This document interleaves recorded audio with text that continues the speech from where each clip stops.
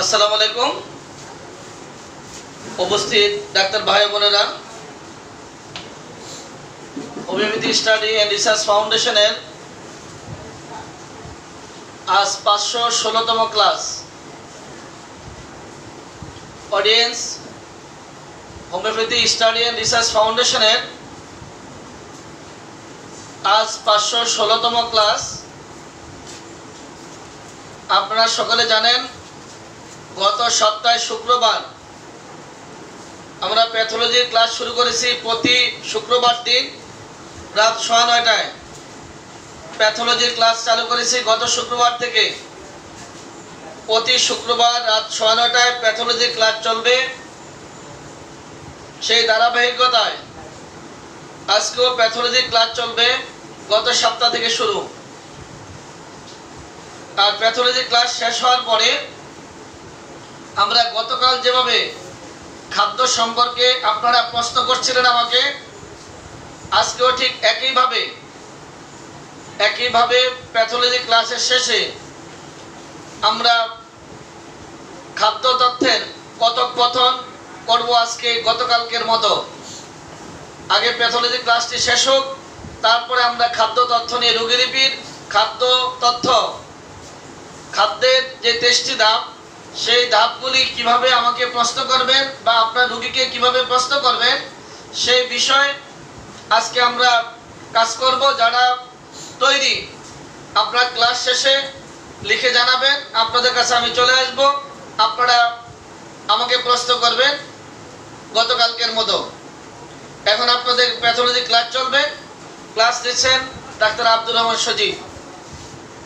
Class নেবেন এখন doctor Abdur Rahman সজীব। এবার আপনি আমরা ক্লাস নেন।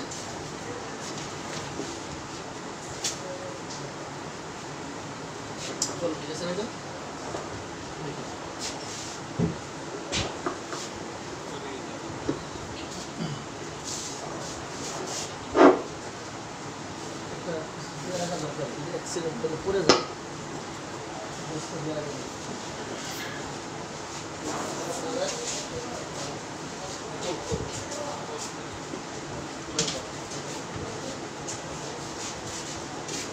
পায়রাটা শোনো, পায়রাটা উপরে সরে পড়ে গেল। বাস বাস বাস বাস বাস বাস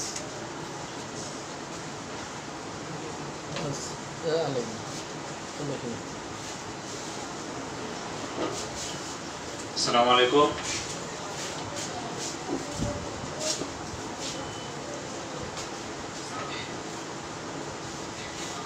আমার শব্দ শোনা যাচ্ছে কিনা উপস্থিত যারা আছেন একটু জানান।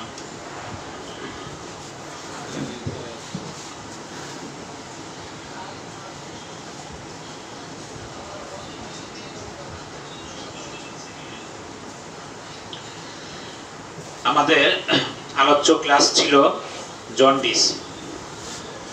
আমরা গত ক্লাসে জন্ডিস কি, জন্ডিস কত ধরনের বা কেন হয়, মূলত সেই বিষয়টাই আলোচনা করতেছিলাম। তো আমি প্রথম দিকে অল্প সময়ের জন্য বিগত ক্লাসের কিছু অংশ রিপিট করব, যাতে পড়াটা একটু মনে পড়ে যায়, অথবা যারা নতুন আসছে তাদের জন্য বুঝতে সুবিধা হয়। তো আমরা বলেছিলাম যে জন্ডিস হচ্ছে একটি ক্লিনিক্যাল কন্ডিশন বা একটি ক্লিনিক্যাল অবস্থা, রোগজ অবস্থা, যে যার কারণে শরীরে স্কিন, তারপর হচ্ছে মিউকাস মেমব্রেন, চোখের সাদা অংশ যে স্ক্লেরা, এটা হলুদ বর্ণ ধারণ করে। কেন ধারণ করে? যে এক ধরনের পিগমেন্ট, রঞ্জক পদার্থ আছে, যেটাকে আমরা বলি বিলিরুবিন। এই বিলিরুবিন নামক রঞ্জক পদার্থের উপস্থিতির জন্য অতিরিক্ত পরিমাণে, যার কারণে কি হয়, এই হলুদ বর্ণ ধারণ করে, এবং তখন আমরা এটাকে কি বলি, জন্ডিস বলি। আসলে এটা কোনো রোগ নয়, একটি বা রোগের সিমটম মাত্র। এখন এই জন্ডিসটা কেন হয় বা বিলিরুবিনের মাত্রাটা কেন বেড়ে যায়, সেটা বলেছিলাম যে আমাদের রক্তের যে কণিকা, তিনটি কণিকার মধ্যে একটি কণিকা হচ্ছে আরবিসি বা রেড ব্লাড সেল, বাংলায় বলা হয় লোহিত কণিকা। এই লোহিত কণিকা যে আয়ুষ্কাল 120 দিন, গড়ে, এই 120 দিন পরে এটা ভেঙে যায়, অটোমেটিক ধ্বংস হয়ে যায়। এটাকে বলা হয় হেমোলাইসিস। এই হেমোলাইসিস প্রক্রিয়ার কারণে যে এক্সট্রা অংশ থাকে, অতিরিক্ত অংশ থাকে, এটাই পরবর্তী প্রসেস হয়ে বিলিরুবিন তৈরি করে। এখন এই যে বিলিরুবিন তৈরি করলো, তখন ব্লাডে ভাসতে থাকে। এটা এখন যাবে কিভাবে? এটা স্বাভাবিক প্রক্রিয়াতে হচ্ছে, এটা আমাদের লিভার রিসিভ করে। লিভার হচ্ছে আমাদের বডির একটা ফ্যাক্টরি। এখানে এটা সবকিছুকে প্রক্রিয়াজাত হয়। এটা ডাইজেস্টিভ সিস্টেমের, অর্থাৎ আমাদের হজম প্রক্রিয়া মূলত একটা খুব গুরুত্বপূর্ণ একটা অংশ, এবং এটার ভূমিকাটা খুবই গুরুত্বপূর্ণ। তো ওই প্রক্রিয়ার হিসেবে এটা কি করে, ওই অতিরিক্ত যে বিলিরুবিনগুলো থাকে এটাকে রিসিভ করে আমাদের বডির বাইরে বের করে দেওয়ার উপযোগী করে তৈরি করে। তখন সেটা নর্মালি পায়খানার সাথে অথবা প্রস্রাবের সাথে বের হয়ে যায়। এটা হচ্ছে একটা স্বাভাবিক প্রক্রিয়া। এই প্রক্রিয়াটা যদি আমরা দেখি একটু ছক আকারে, তাহলে বুঝতে আমাদের সুবিধা হবে যে আসলে বিলিরুবিনটা কিভাবে তৈরি হয় বা আসলে এটার কাজটা কি। দেখেন, প্রথমে যে কি বললাম আমরা, যে আরবিসির যে ভাঙে, এই ভাঙার প্রক্রিয়াটাকে আমরা বলি হেমোলাইসিস। এই পাশে কি দেখা যাচ্ছে? এটা হচ্ছে কি হেমোলাইসিস, HAEMOLYSIS, হেমোলাইসিস। এটা হচ্ছে আরবিসি, ব্রেকডাউন অফ আরবিসি, এটাকে আমরা বলি হেমোলাইসিস। যখনই এই ব্রেকডাউন হয়ে যায় তখন এটা চলে আসে কোথায়? রক্তের মধ্যে, ব্লাডের মধ্যে। হেমোলাইসিস মানে ব্রেকডাউন অফ আরবিসি, আরবিসি ভাঙা। তো ভাঙার ফলে যে বিলিরুবিনটা সেটা চলে আসে কোথায়? ব্লাডে। এই বিলিরুবিনটাকে আমরা কি বলেছিলাম? এটা আমরা বলেছিলাম আনকনজুগেটেড, অর্থাৎ যেটা এখনো লিভার রিসিভ করেনি, unconjugated bilirubin. Bilirubin, unconjugated bilirubin, এটা ব্লাডের মধ্যে আসে। এখান থেকে পরবর্তীতে চলে আসে কোথায়? লিভারের মধ্যে। লিভার কি করে? লিভার মূলত আপটেক, অর্থাৎ রিসিভ করে, গ্রহণ করে। এই আনকনজুগেটেড বিলিরুবিনটাকে লিভার রিসিভ করে, আপটেক, গ্রহণ করলো। এই গ্রহণ করার ফলে এটা কি হয়ে গেল? কনজুগেটেড হয়ে গেল, সংযুক্ত হয়ে গেল। এটা হচ্ছে কি অসংযুক্ত বিলিরুবিন, এটা হচ্ছে সংযুক্ত বিলিরুবিন। সে সংযুক্ত করে ফেললো। এই সংযুক্ত করার প্রসেসটাই করে হচ্ছে কি লিভার। এরপরে যখনই সে প্রসেস করে ফেললো, কনজুগেট করে ফেললো, এবার কি করবে? সে এক্সক্রিয়েশন করবে, অর্থাৎ লিভার থেকে এবার এই কনজুগেটেড বিলিরুবিনটাকে বের করে দিবে। তাহলে আমি কি পেলাম? যে প্রথমে হেমোলাইসিস, আরবিসিটা ভাঙে, এরপর হচ্ছে গিয়ে সেটা আসবে কোথায়? ব্লাডের মধ্যে। তখন হয়ে যাবে সেটা কনজুগেটেড বিলিরুবিন। এই কনজুগেটেড বিলিরুবিনটা লিভার রিসিভ করবে, আপটেক করবে, গ্রহণ করবে, তখন সেটা হয়ে যাবে কনজুগেটেড। এই কনজুগেটেড হয়ে যাওয়ার পর সে এক্সক্রিয়েশন মানে বের করবে, লিভার থেকে বিলিরুবিনটা বের হবে। বের হয়ে সে কোথায় আসবে? সে চলে আসবে ইন্টেস্টাইন, অন্ত্রের মধ্যে। ইন্টেস্টাইন, অন্ত্রে চলে আসলো। এই অন্ত্রে আসার পরে তখন এই আসার সময় এই আসবে হচ্ছে কার সাথে? বাইলের মাধ্যমে আসবে, বাইলের সাথে মিক্সড হয়ে আসবে। মাঝখানে বাইল একটা স্টেশন থাকবে, বাইলের সাথে মিলে তখন এসে কি হয়ে যাবে? কনজুগেটেডটা বাইলের সাথে মিশে ইন্টেস্টাইনে চলে আসবে। ইন্টেস্টাইন থেকে এখানে একটা সার্কুলেশন হয়, এটাকে বলে পোর্টাল সার্কুলেশন। এই পোর্টাল সার্কুলেশন থেকে, অর্থাৎ রক্তে যে সার্কুলেশনটা হয় সেটা কোথায় চলে যায়? লিভারে চলে যায়। এটা হচ্ছে কি portal circulation.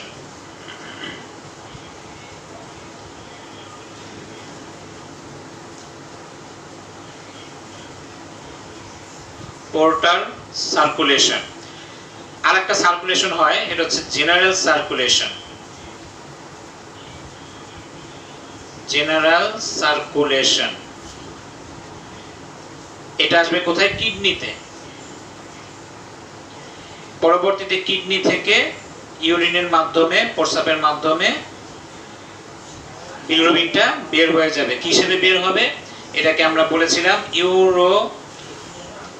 Urobilinogen, urobilinogen, urobilinogen হিসেবে ইউরিনের মাধ্যমে বের হয়ে যায়। তখন এটা ছিল কি কনজুগেটেড। কারণ আমরা বলেছিলাম যে আনকনজুগেটেড যেটা, এটা ওয়াটারে সলুবল ছিল না, অর্থাৎ পানিতে দ্রবীভূত হয় না, এজন্য আনকনজুগেটেডটা প্রস্রাবের মধ্যে পাওয়া যায় না। যখন সেটা লিভারের মাধ্যমে প্রসেস হয়ে বাইলের সাথে মিক্সড হয়ে ইন্টেস্টাইনে আসবে, তখন জেনারেল সার্কুলেশনের মাধ্যমে সেটা কিডনি হয়ে ইউরিনের সাথে বের হয়ে যাবে, তখন সেটা কি কনজুগেটেড, এবং সেটার নাম হবে ইউরোবিলিনোজেন। এবং আরেকটা হচ্ছে সরাসরি ইন্টেস্টাইন থেকে এক্সক্রিয়েশন হিসেবে, অর্থাৎ ফেসেস বা স্টুল, এটাকে আরেকটা বলে ফেসেস, এর মাধ্যমে বের হয়ে যাবে। তখন আমরা নাম দিয়েছিলাম এটা স্টারকোবিলিনোজেন, স্টারকোবিলিনোজেন। এই উপাদান হিসেবে বিলিরুবিনটা বের হয়ে যাবে। এটা ছিল স্বাভাবিক প্রসেস। আমি আরেকবার বলতেছি যে কিভাবে বিলিরুবিনটা আমাদের বডিতে তৈরি হয় এবং সেটা বের হয়ে যায়। প্রথমত হচ্ছে কি আরবিসি যে ব্রেকডাউন, অর্থাৎ আরবিসিটা যে ভেঙে যাবে, এই ভেঙে যাবে হচ্ছে কিসের মাধ্যমে? হেমোলাইসিস প্রক্রিয়ার মাধ্যমে। ভাঙলে তখন সেটা ব্লাডের মধ্যে আনকনজুগেটেড বিলিরুবিন জমা হয়, আনকনজুগেটেড বিলিরুবিন জমা হয়। এই আনকনজুগেটেড বিলিরুবিনটা পানিতে দ্রবীভূত হয় না বিধায় এটা সরাসরি কি প্রস্রাবের মাধ্যমে বের হতে পারে না, প্রস্রাবে পাওয়া যায় না, ইউরিনের সাথে পাওয়া যায় না। তখন কি করে? লিভার রিসিভ করে, আপটেক, গ্রহণ করে আনকনজুগেটেডটাকে কনজুগেট বানায়, অর্থাৎ আমাদের বডি থেকে বের হওয়ার উপযোগী করে ফেলে। তখন সে এক্সক্রিয়েশন, অর্থাৎ বর্জ্য হিসেবে বের করে দিবে। কার মাধ্যমে? বাইলের সাথে। কোথায় আসবে? ইন্টেস্টাইনে আসবে। ইন্টেস্টাইন থেকে এটা আবার কি করে? পোর্টাল সার্কুলেশনের মাধ্যমে আবার লিভারে যায়, তো ঘুরতে থাকে। যদি সেটা বের হয়ে যায় তো নর্মাল প্রোডাক্ট, কিন্তু যদি কোনো কারণে ঝামেলা হয় তাহলে এটা কোথায় যায়? আবার রক্তের মধ্যে ঘুরতে থাকে। এই কারণে এটা পোর্টাল সার্কুলেশনে দেখানো হয়েছে। এবং আরেকটা নর্মাল প্রসেস হচ্ছে কি জেনারেল সার্কুলেশন ব্লাডের, এর মাধ্যমে কিডনিতে চলে যায়, কিডনি থেকে প্রস্রাবের সাথে বের হয়ে যায়, তখন সেটাকে আমরা বলি ইউরোবিলিনোজেন। এই শব্দটা হচ্ছে ইউরোবিলিনোজেন। আর যদি স্টুলের সাথে যখন বের হয়ে যায় স্বাভাবিক স্টুল, তখন এটা হচ্ছে স্টারকোবিলিনোজেন হিসেবে বের হয়ে যায়। এই কারণে আমাদের স্টুলের রংটা, মলের রংটা হয় হলুদ। এ হচ্ছে স্বাভাবিক বিলিরুবিন তৈরি হওয়ার প্রক্রিয়া এবং বের হয়ে যাওয়ার প্রসেস। আচ্ছা, এখন কোনো কারণবশত যদি এখানে তিনটা পার্ট বলেছিলাম আমরা, এটা ছিল লিভারের বাইরে, এই যে ব্লাডের যে অংশটা হেমোলাইসিস, এটা ছিল কি লিভারের বাইরে, লিভারে ঢোকার আগ মুহূর্ত। এই জন্য আমরা নাম দিয়েছিলাম এটা কি প্রি হেপাটিক। হেপাটো শব্দের অর্থ বলেছিলাম লিভার, তাহলে প্রি হেপাটিক মানে লিভারের পূর্বে। অথবা এর আরেকটা নাম হচ্ছে কি হেমোলাইটিক জন্ডিস, যখন এখানে কোনো গন্ডগোল হবে। আচ্ছা, এর পরবর্তীতে হচ্ছে গিয়ে যখন লিভারের মধ্যে যদি কোনো গন্ডগোল, কোনো ঝামেলা হয়, তখন যে জন্ডিসটা হয় লিভারের ঝামেলার কারণে, তখন সেটাকে আমরা বলেছিলাম হেপাটিক অর হেপাটোসেলুলার জন্ডিস। এরপরে যদি এই অংশটা, লিভারের যে বাইরের অংশটা ইন্টেস্টাইনের আগ মুহূর্তে, এটাকে আমরা বলেছিলাম যে বিলিয়ারি ট্র্যাক্ট, যেখান থেকে বাইলটা নিঃসরণ হয় গল ব্লাডার পর থেকে প্যানক্রিয়াস এবং ডিউওডেনামে ঢোকার আগ মুহূর্ত, এটাকে বলেছি আমরা পোস্ট হেপাটিক অথবা অবস্ট্রাকটিভ জন্ডিস। এই ছিল তিনটা পার্টের আমাদের জন্ডিসটার কারণ এবং জন্ডিসের প্রকারভেদে, কারণ অনুযায়ী জন্ডিসের প্রকারভেদ। প্রি হেপাটিক বা haemolytic jaundice, hepatic or hepatocellular jaundice, একটা ছিল পোস্ট হেপাটিক অথবা অবস্ট্রাকটিভ জন্ডিস। তো আমরা গত ক্লাসে এই প্রি হেপাটিকটা আমরা পড়েছিলাম। প্রি হেপাটিকটা কেন হয়? এক নাম্বার কারণ হচ্ছে যদি আরবিসিটা প্রচুর পরিমাণে ব্রেকডাউন হয়, অর্থাৎ অতিরিক্ত পরিমাণে যদি স্বাভাবিকের চাইতে যদি হেমোলাইসিসের পরিমাণটা খুব বেশি হয়, তখন এত পরিমাণে আরবিসিটা ভাঙতে থাকে এবং ভাঙার ফলে কি এত পরিমাণ বিলিরুবিন তৈরি হয়, তো লিভার কি করবে? সে নরমালি রিসিভ করে সে শেষ করতে পারে না। তো এই এক্সট্রা যে বিলিরুবিনগুলো থেকে যায় সেটা কোথায় পাওয়া যাবে? রক্তে পাওয়া যাবে। তখন এই কন্ডিশনটাকে আমরা বলেছিলাম হাইপার বিলিরুবিনেমিয়া, হাইপার বিলিরুবিনেমিয়া। অর্থাৎ বিলিরুবিনের অধিক পরিমাণে বিলিরুবিন জমা হয় ব্লাডে। যখনই এই বিলিরুবিনটা জমা হয়ে যাচ্ছে এই কারণে, তখনই আমরা সেটাকে বলেছিলাম প্রি হেপাটিক অথবা haemolytic jaundice, pre hepatic or haemolytic jaundice. এবং এটা কি কারণে হয়? যেহেতু অতিরিক্ত আরবিসি ভেঙে যায়, আরবিসি স্বাভাবিক গঠন থাকে না, তখন রোগীর দেহের মধ্যে এনিমিক কন্ডিশন তৈরি হয়, অর্থাৎ রক্ত স্বল্পতা দেখা দেয়। এই জন্য এটাকে এটা কারণটা হচ্ছে কি হেমোলাইটিক এনিমিয়া। তখন আবার এনিমিয়ার ট্রিটমেন্ট দিতে হবে। তার মানে এনিমিয়ার জন্য কিন্তু কি হতে পারে? জন্ডিস হতে পারে। এই পর্যন্ত আমাদের গত ক্লাসে ছিল। এবার আমরা যাব 2 নাম্বারটাতে, যেটা হচ্ছে গিয়ে হেপাটিক অথবা হেপাটোসেলুলার জন্ডিস। যে জন্ডিসটা বেশি কমপ্লিকেন্সি হয়, জটিলতা ধারণ করে, সাধারণত এই হেপাটিক বা হেপাটোসেলুলার জন্ডিসটার কারণে, কারণ এটার মধ্যে লিভার সেলগুলো ড্যামেজ হয়ে থাকে। তা আমরা দেখি এবার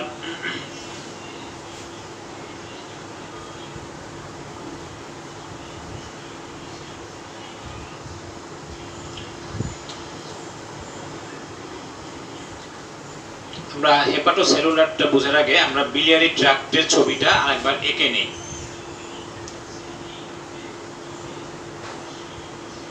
এই ছিল আমাদের লিভার,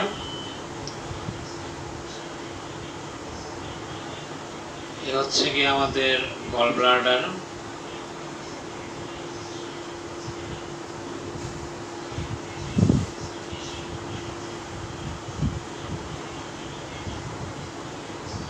এখানে এসে পরবর্তীতে সোজা চলে আসলো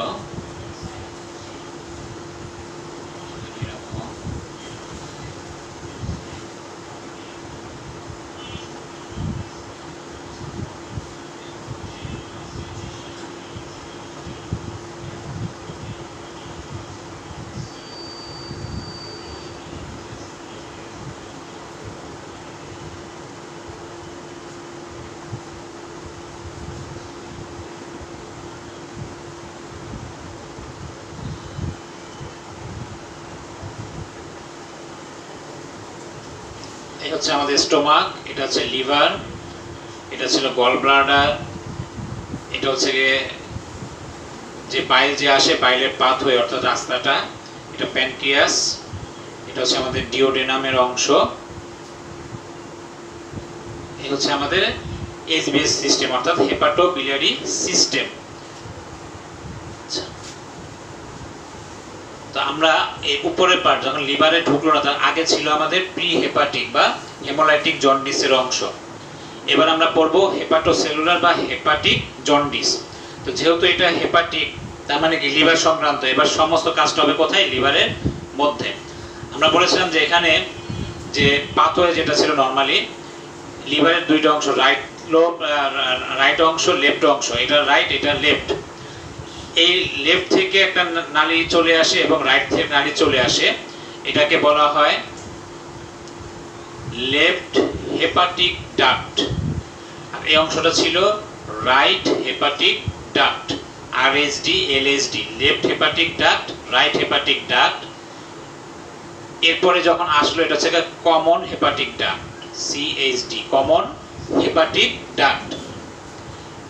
এবার এই যে গল ব্লাডার জিবি, গল ব্লাডারের এই যে একটা ঘাড়ের অংশ যেটা, এটাকে বলা হয় সিস্টিক ডাক্ট। আমি যদি এখানে লিখি সিস্টিক ডাক্ট, এখান থেকে বাইলটা বের হয়, এসে আবার এই সিএইচডির সাথে মিলে এই যে আবার কমন একটা অংশ আসলো, এটা হচ্ছে কি সিবিডি, কমন বাইল ডাক্ট। এটা চলে আসলো কোথায়? এই যে প্যানক্রিয়াস, এটা হচ্ছে প্যানক্রিয়াটিক ডাক্ট, এটা প্যানক্রিয়াস, এটা হচ্ছে কি প্যানক্রিয়াস, এবং এটা হচ্ছে প্যানক্রিয়াটিক ডাক্ট। এরপরে দুইটা ডাক্ট এসে ডিউডিনামের মধ্যে ওপেন হয়। এই ছিল আমাদের হেপাটোবিলিয়ারি সিস্টেম। আচ্ছা, এবার যেহেতু এই হেপাটিক জন্ডিস বা হেপাটোসেলুলার জন্ডিস, এটা হয় কি কারণে? এটা হয় লিভার সেল ড্যামেজের কারণে অথবা লিভার ইনজুরির কারণে। এটা হচ্ছে 1 নাম্বার, লিভার সেল ড্যামেজ অথবা লিভার ইনজুরি। কেন হয় লিভার সেল ড্যামেজ বা লিভার ইনজুরি? কেন হবে? নরমালি যেটা বেশিরভাগ আমাদের ওয়ার্ল্ডে পরিচিত বেশিরভাগ যেটা কারণ সেটা হচ্ছে কি আমরা সবাই জানি যে হেপাটাইটিস রোগ আছে, তাই তো? আসলে হেপাটাইটিস মানে কি ইনফ্লামেশন অফ লিভার। লিভারের ইনফ্লামেশন যখন হয়, প্রদাহ যখন হয়, তখন আমরা সেটাকে কি বলি? হেপাটাইটিস। তো এই হেপাটাইটিস যে হবে, এটা আবার কেন হবে? এটা অনেকগুলো কারণ আছে, তবে সবচেয়ে বেশি যে কারণটা হয় সেটা হচ্ছে কি ভাইরাসের কারণে।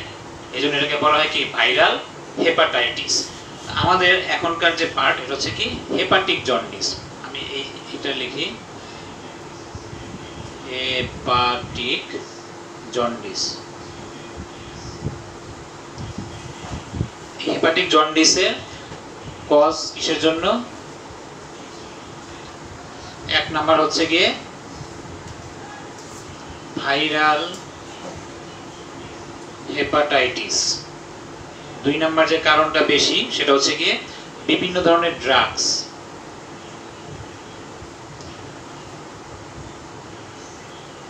ঔষধের কারণে অনেক ওষুধ আছে যেগুলো খুব দীর্ঘদিন ধরে যারা খায় তাদের সরাসরি লিভারের মধ্যে এফেক্ট করে, তখন এই হেপাটাইটিস বা হেপাটোসেলুলার অর্থাৎ মানে লিভার সেলটা ড্যামেজ হয়ে যায় অথবা লিভার সেল ইনজুরি হয় এই ড্রাগসের কারণে।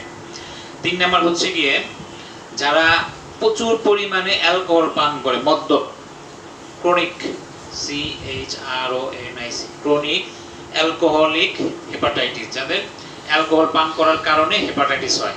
অ্যালকোহলিক হেপাটাইটিস অর্থাৎ অতিরিক্ত অ্যালকোহল পান করতে করতে তাদের লিভারটা কি হয়ে যায়? ড্যামেজ হয়ে যায়। সর্বশেষ হচ্ছে গিয়ে সিরোসিস অফ লিভার, অর্থাৎ একবারে লিভার সেল সিরোসিস ড্যামেজ হয়ে যায়, যেটা সাধারণত বলা হয় কি liver cancer. Cirrhosis of liver হচ্ছে গিয়ে লিভার ক্যান্সার টাইপের। এই অবস্থার কারণগুলোতে কি হচ্ছে আমাদের? তখন কিন্তু এই হেপাটিক জন্ডিস দেখা দিবে, অর্থাৎ তখন শরীরের মধ্যে বিলিরুবিনটা কি হয়ে যাবে? বেড়ে যাবে। মূলত এই হচ্ছে গিয়ে কারণ কিসের? এই হেপাটিক জন্ডিস হওয়ার কারণ। এখন এগুলোর জন্য আবার আলাদা আলাদা কারণ আছে, যেমন ভাইরাল হেপাটাইটিস যখন আমরা পড়বো এরকম আলাদা আবার একটা প্র্যাকটিস অফ মেডিসিনের অংশ, এটার জন্য আবার আলাদা শাখা। তারপরে ড্রাগসের তো নির্দিষ্ট, এই যে ক্রনিক অ্যালকোহলিক হেপাটাইটিস, অ্যালকোহলের কারণে যে হেপাটাইটিস হয় সেটা আবার আলাদা করা যায়। লিভার সিরোসিস বা সিরোসিস অফ লিভার যেটা, এটা আবার আলাদা একটা লাইন। কিন্তু মূলত যেটাই হোক, যখনই আমরা দেখবো যে যদি ফাইন্ডিংস করতে পারি এই পেশেন্টের তার হেপাটিক জন্ডিস হয়েছে, তখন কিন্তু আমরা আগেই বলেছি জন্ডিস কিন্তু রোগ না, সিমটম।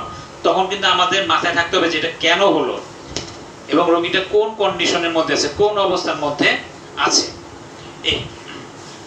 এবার আমরা দেখব কিভাবে মূলত এটা ঘটে।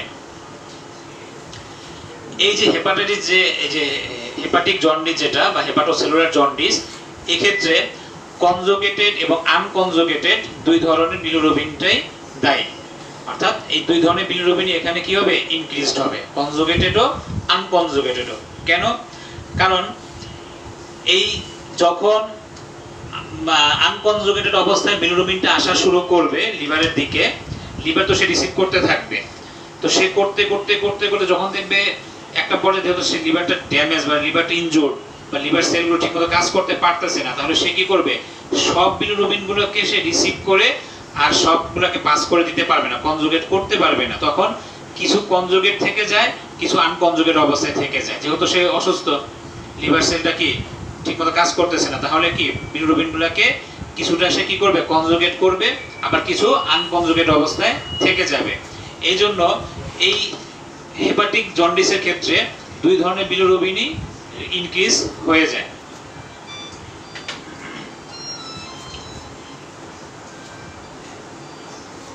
আমরা দেখি এখানে মেকানিজমটা কি হয়। মূলত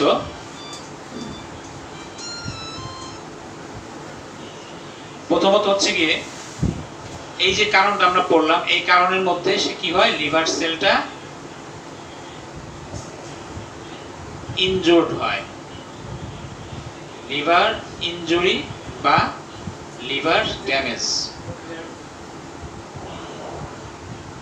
লিভার ইনজুরি বা লিভার ড্যামেজ হলো। এরপরে কি হয়? এই যে ইনজুর্ড যেটা, ইনজুর্ড হেপাটোসাইট অর্থাৎ হেপাটিক যে সেলগুলো, লিভার যে সেলগুলো, এই লিভার সেলটাকে বলা হয় হেপাটোসাইট। এই ইনজুর্ড হেপাটোসাইট সে কি করতে পারে না,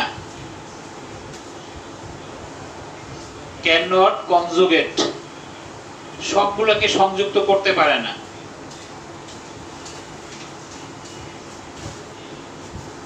all the normal produced bilirubin, কারণ লিভার সেল ইনজুর্ড হয়েছে, ড্যামেজ হয়েছে, তাহলে সে কি করতে পারবে না, সে সবগুলো normally cannot conjugate all the normal produced bilirubin, সে সবগুলোকে নরমাল বিলিরুবিন গুলোকে কনজুগেট করতে পারবে না। তাহলে কি হইলো, তখনই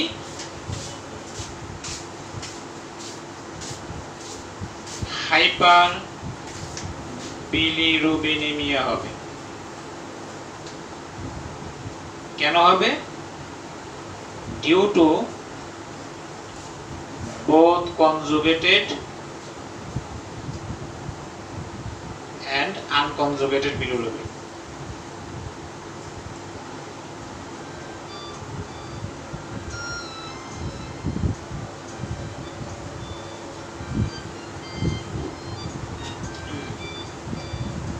যেহেতু লিভার ইনজুরি হচ্ছে এবং লিভার ড্যামেজ হয়ে যাচ্ছে, তাহলে সে কি করতেছে না, হেপাটোসাইটগুলো, লিভার সেলগুলো সব নরমাল বিলিরুবিন গুলোকে কনজুগেট করতে পারতেছে না। না পারার কারণে কি হয়ে যাচ্ছে, বিলিরুবিনটা বেড়ে যাচ্ছে। তার মানে কি, হাইপার বিলিরুবিনেমিয়া। কেন? Due to both conjugated and unconjugated bilirubin. কারণ কিছুটা লিভার যখন ঢুকবে, তো সেটাও সে অতিরিক্ত ঢুকাচ্ছে, তার যেহেতু স্বাভাবিক সে কাজ করতে পারতেছে না, যতটা হওয়ার কথা তার চাইতে অনেক বেশি হচ্ছে। এই কারণে সে কনজুগেটেড বিলিরুবিনটা বেড়ে যাচ্ছে, আবার যেহেতু রয়ে যাচ্ছে নরমাল বিলিরুবিন এক্সেস ভাবে, তাহলে সেটাও কি হয়ে যাচ্ছে, এক্সেস ব্লাডের মধ্যে থেকে যাচ্ছে। তার মানে কনজুগেটেড আনকনজুগেটেড দুই ধরনের বিলিরুবিনটাই কি হয়ে যাচ্ছে, এখানে বেড়ে যাচ্ছে। এক্ষেত্রে যেহেতু লিভার সেলটা ইনজুর্ড হচ্ছে, ড্যামেজ হচ্ছে, তাহলে যখন আমরা লিভার ফাংশন টেস্ট করব, অর্থাৎ পরীক্ষা করব, তখন দেখা যাবে কি, এই যে যত লিভার ফাংশন যে টেস্টগুলো আছে, এইচজিপিটি, এইচজিওটি, তারপর অ্যালকালাইন ফসফেট, এগুলো সব কি হয়ে যাবে, বেড়ে যাবে। তখন এই স্টুলের সাথে যে বের হয় স্টালকোবিলিনোজেন, সেটা কি করবে না, সেটা আর স্বাভাবিকভাবে বের হতে পারবে না, তখন সেটা কি হয়ে যাবে, কমে যাবে। প্রস্রাবের মধ্যে যেটা থাকবে সেটা কি হয়ে যাবে, এখানে প্রস্রাবেরটা নরমাল বিলিরুবিনের ক্ষেত্রে কিছুটা থাকবে, আবার কিছুটা বেড়ে যাবে। নরমাল বিলিরুবিনটাও প্রস্রাবে বেড়ে যাবে। এটা আমরা সবার শেষে আবার চার্ট আকারে দেখবো যে কোন টেস্ট করলে কোনটা বাড়বে কোনটা কমবে।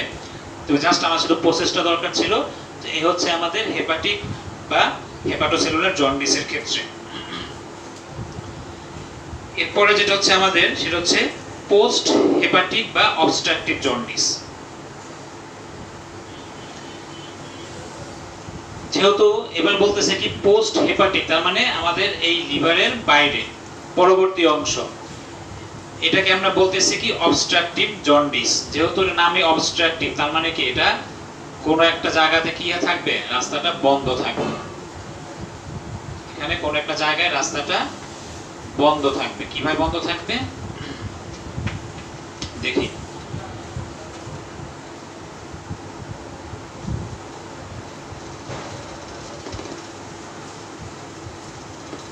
পোস্ট হেপাটিক অথবা অবস্ট্রাকটিভ জন্ডিস,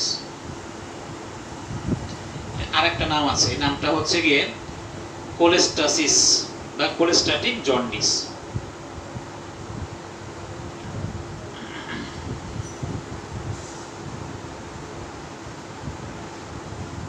এটাকে কোলেস্টাটিক জন্ডিস বলে। কোলেস্টাটিক মানে হচ্ছে গিয়ে অবরুদ্ধ বা বন্ধ। আচ্ছা, এখন এই যে বন্ধ, তার মানে কি, যখন লিভার থেকে আমরা বলেছিলাম বাইলের মাধ্যমে, লিভারের কাজ হচ্ছে কি বাইলটাকে নিঃসরণ করা। লিভার থেকে আমাদের শরীরের যে প্রয়োজনীয় খাবারগুলোকে হজম করার উপযোগী করার জন্য এই যে রস নিঃসরণ হয় এটাকে আমরা বলি বাইল বা পিত্তরস। এটা এসে জমা হয় কোথায়? এই যে গল ব্লাডারে, পিত্তথলিতে, এখানে এসে জমা হয়। জমা হয়ে এটা কি করে আরো বেশি ঘন হয়, ঘন হয়ে তখন এটা বের করে খাবারটাকে হজম করার উপযোগী করে ফেলে। তো যখন এই লিভার কি করবে, বাইলের সাথে এই যে কনজুগেটেড বিলিরুবিনটাকে বের করবে, বের করতে গেলে সে কি করবে, এই যে left hepatic duct, right hepatic duct থেকে বের হয়ে কমন হেপাটিক ডাক্ট থেকে এসে এরপরে গল ব্লাডার থেকে সিস্টিক ডাক্টের সাথে এসে মিলে সিবিডি মানে কমন বাইল ডাক্টের মধ্যে এসে প্যানক্রিয়াটিকের মাথায় এসে প্যানক্রিয়াটিক জুসের সাথে মিলে কোথায় আসবে, ডিউডেনামের মধ্যে আসবে। এই হচ্ছে প্রসেস। যেহেতু এটা কি পোস্ট হেপাটিক, তার মানে অবস্ট্রাকটিভ। এখন এই যে রাস্তাটা আসছে, এটা যে কোনো এক জায়গাতে কি হতে পারে, বন্ধ হতে পারে।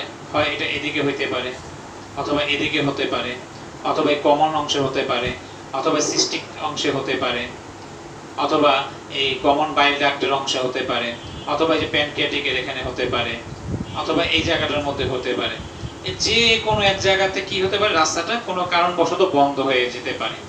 এটাকে বলা হচ্ছে কি অবস্ট্রাকটিভ বা পোস্ট হেপাটিক। তখন যে বিলিরুবিনটা বেড়ে যায় তখন সে অবস্ট্রাকটিভ জন্ডিস বা পোস্ট হেপাটিক জন্ডিস অথবা কি কোলেস্ট্যাটিক জন্ডিসও এটাকে আমরা বলি। যেহেতু এই অবস্ট্রাকশনটা দেখেন লিভারের ভিতরে যেহেতু নালীটা আছে, তার মানে কি এটা কিন্তু লিভারের ভিতরেও হতে পারে, আবার লিভার থেকে বাইরেও হতে পারে। এই জন্য এই অবস্ট্রাকটিভ জন্ডিসটা দুই ধরনের। একটাকে বলে লিভারের ভিতরে যদি হয় সেটাকে বলা হয় ইন্ট্রা হেপাটিক, ইন্ট্রা মানে ভিতরে, অভ্যন্তরে। আর যদি বাইরে হয়, যেমন গল ব্লাডার থেকে এখানে এসে অথবা প্যানক্রিয়াটিক যে মাথায় যদি এসে হয়, তাহলে সেটা হবে কি এক্সট্রা হেপাটিক, মানে লিভার থেকে বাইরে হচ্ছে। তাহলে আমরা কি পেলাম, অবস্ট্রাকটিভ জন্ডিস কয় ধরনের, দুই ধরনের। একটা হচ্ছে ইন্ট্রা হেপাটিক বা ইন্ট্রা হেপাটিক কোলেস্টাসিস, আর একটা হচ্ছে কি এক্সট্রা হেপাটিক কোলেস্টাসিস। এবার আমরা দেখি ইন্ট্রা হেপাটিক কেন হয় আর এক্সট্রা হেপাটিকটা কেন হয়।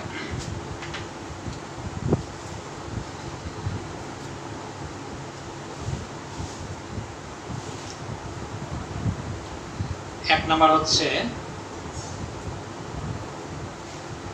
Intra hepatic. এটা হবে কিসের জন্য, এটা হতে পারে ভাইরাল হেপাটাইটিস, যেটা আমরা আগে পড়েছিলাম।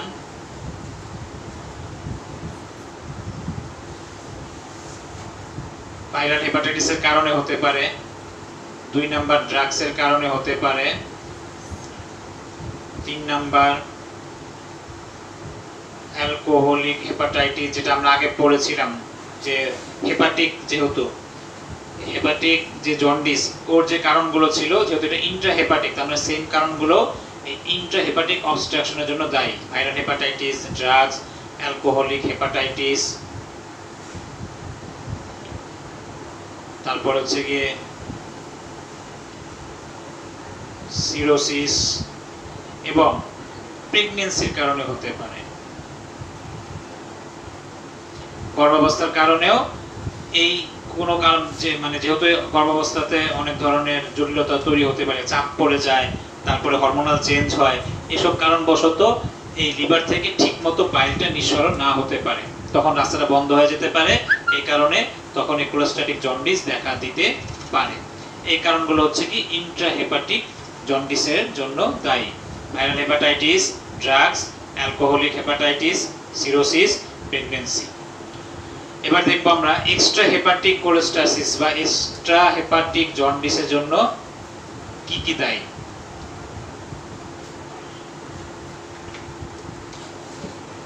দুই number extra hepatic, extra hepatic jaundice. এটার কারণ হবে প্রথমত স্টোন, পাথর যদি হয় কোথায়, in biliary tract, biliary tract, এই যে যেখান থেকে বাইলটা আসবে এটা হচ্ছে biliary tract, বাইল আসার রাস্তা। এই যে RHD, LHD অর্থাৎ right hepatic duct, left hepatic duct, তারপর হচ্ছে গিয়ে যেহেতু এটা এক্সট্রা, এটার ভিতরের হবে না, এইখানে সাধারণত পাথরটা হয় কোথায়, এই যে গল ব্লাডারের এই বুকের ভিতরে, অথবা এই যে কলসির মতো যে জায়গাটা কানাটা, এখানে সাধারণত পাথরটা হয়। অথবা এখানে হতে পারে, এই প্যানক্রিয়াসের এই কোণাটার মধ্যে হতে পারে। তার মানে stone in biliary tract, bile আসার যে রাস্তার যে কোনো জায়গাতে যদি পাথরটা থাকে, এই পাথরটার কারণে কি হতে পারে, এই যেহেতু পাথরটির রাস্তা বন্ধ হয়ে গেল, তাহলে এক্সট্রা হেপাটিক জন্ডিসটা হতে পারে। 2 নাম্বার হতে পারে নিওপ্লাজম। এই নিওপ্লাজম কথাটার অর্থ হচ্ছে কি টিউমার। যে কোনো ধরনের টিউমার যদি হয়, অথবা এখান থেকে পরবর্তী যদি কার্সিনোমা অর্থাৎ ক্যান্সার যদি হয়ে যায়, টিউমার থেকে কি হয়ে গেল, ক্যান্সার হয়ে গেল, কার্সিনোমা যদি হয় কোথায়, এই সেম ইন বিলিয়ারি ট্র্যাক্ট অথবা প্যানক্রিয়াসের মধ্যে যদি হয়। প্যানক্রিয়াস অথবা বিলিয়ারি ট্র্যাক্টের মধ্যে যদি কোনো নিউপ্লাজম টিউমার এবং সেই টিউমার থেকে পরবর্তী যদি ক্যান্সার হয়ে যায়, তাহলেও কি হতে পারে, এই এক্সট্রা হেপাটিক অর্থাৎ অবস্ট্রাকটিভ জন্ডিস হতে পারে। এছাড়া যে কোনো কারণবশত যদি এই যে বিলিয়ারি যে ট্র্যাক্টটা বললাম আমরা, এই বিলিয়ারি স্ট্রাকচার যদি হয়, বিলিয়ারি স্ট্রাকচার হচ্ছে কি বিলিয়ারি রাস্তাটা অর্থাৎ যে বাইরে আসার যে রাস্তাটা ট্র্যাক, এখানে কোনো কারণবশত রাস্তাটা কি হয়ে যাবে, সংকুচিত হয়ে যাবে, সরু হয়ে যাবে, তখন তো বাইল ঠিক নিঃসরণ হবে না, তখনই অবস্ট্রাকটিভ জন্ডিস দেখা দেবে। সেটা কি হবে, এক্সট্রা হেপাটিক কোলেস্ট্যাটিক অর্থাৎ লিভারের বাইরে, লিভার সেলের বাইরে হওয়ার কারণে এটাকে আমরা বলতেছি এক্সট্রা হেপাটিক। এই হচ্ছে আমরা এক্সট্রা হেপাটিক এবং ইন্ট্রা হেপাটিক 2 ধরনের অবস্ট্রাকটিভ জন্ডিসের কথা আমরা পড়লাম। তাহলে যদি আমরা এটা টোটালটা যদি আমরা একটু ফ্লো চার্টের মাধ্যমে দেখি, তাহলে কি হবে, আমরা এটা একটু বিশ্লেষণ করি।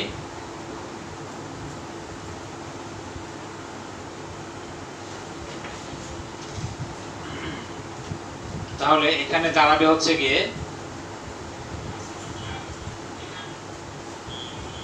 Normally production bilirubin is conjugated in hepatocyte.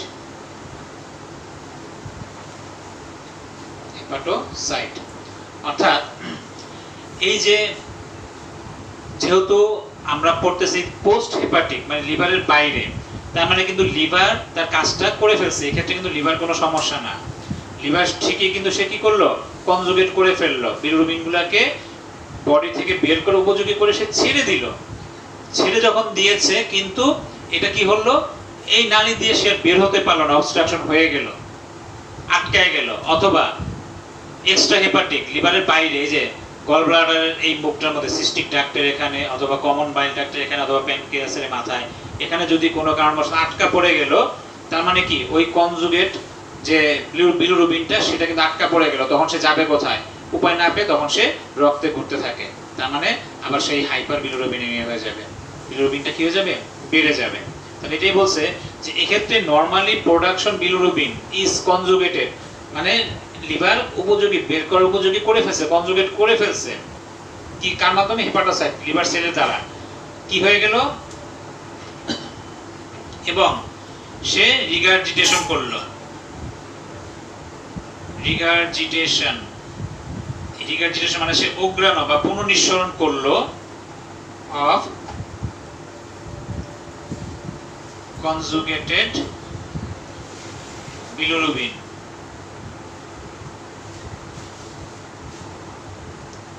In blood. সে আবার কি করলো, তখন সে ঠিকই ছেড়ে দিল, প্রোডাকশন করলো, কিন্তু আবার সে অগ্রাণ রিগার্জিটেশন বা পুনর্নিঃসরণ করে ফেললো। কোথায়, এই কনজুগেটেড বিলিরুবিনটাকে ইন ব্লাড, ব্লাডের মধ্যে, কোত্থেকে, লিভার থেকে। তার মানে কি ফ্রম হেপাটোসাইট,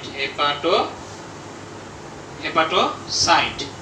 কি জন্য, সে কেন ব্লাডে ছেড়ে দিল, সে তো ওখান থেকে ছাড়লো ঠিকই, কিন্তু উপায় না দেখে সে ব্লাডে ছেড়ে দিল, কারণ due to biliary tree obstruction, অর্থাৎ যে বিলের রাস্তাটা আছে, পায়ের নিঃসরণের যে রাস্তাটা আছে, সেই রাস্তাটা অবস্ট্রাকশন, বন্ধ হয়ে গেছে কোনো কারণবশত।